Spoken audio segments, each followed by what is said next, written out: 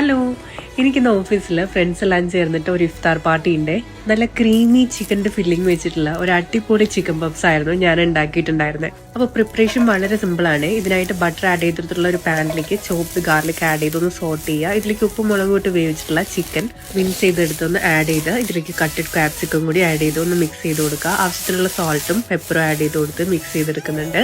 ഇനി ആഡ് ചെയ്യുന്ന ഈ രണ്ട് ഐറ്റംസ് ഇതിന്റെ ടേസ്റ്റ് വളരെയധികം എൻഹാൻസ് ചെയ്യും. ഞാനിവിടെ ഫ്രൈഡ് ഓനിയനും ഫ്രഷ് ക്രീമും ആണ് ആഡ് ചെയ്ത് കൊടുത്തിട്ടുള്ളത്. ഇതൊന്ന് മിക്സ് ചെയ്ത ശേഷം കുറച്ച് കെച്ചപ്പും കൂടി ആഡ് ചെയ്ത് കൊടുക്കുന്നുണ്ട്. ഇല്ലെങ്കിൽ ഇവിടെ റെഡി ആയിട്ടുണ്ട്. ഞാനിവിടെ പപ്സിന് വേണ്ടിയിട്ട് യൂസ് ചെയ്തിട്ടുള്ളത് കവാന്റെ പഫ് പേസ്ട്രി ഷീറ്റ് ആണ്.